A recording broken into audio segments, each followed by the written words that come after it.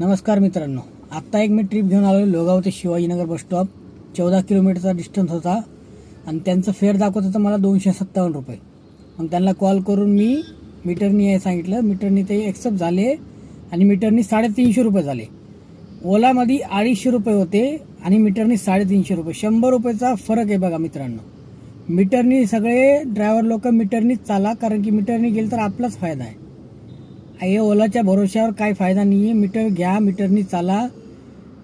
माझी एवढीच विनंती आहे सगळ्या ड्रायव्हर भावांना की मीटरनीच चाला. सगळे मीटरनं आपलाच फायदा आहे. कृपया करून हा व्हिडिओ अजून भावांना शेअर करा. दाखवा त्यांना किती आपला प्रॉफिट आहे आणि ओलावर मारल्यावर किती नुकसान आहे, सगळं त्यांना दाखवा. कारण की गाडीचे हप्ते कसे भरायचे आपण ओलाच्या याच्यावर केल्यावर. CNG मध्ये पैसे जाणार, परत गाडीचा हप्ता आला, परत गाडीचं मेंटेनन्स येणार. तेवढे पैसे आपल्याला पाहिजे म्हणल्यावर सर कृपया 25 रुपये किलोमीटरनीच चाला सगळेजण. ओलाच्या भरोश्यावर राहू नका कोण पण. जेवढं सरांनी सांगितलं, केशव सरांनी 25 रुपये किलोमीटरनी चाला तात्पुरतं.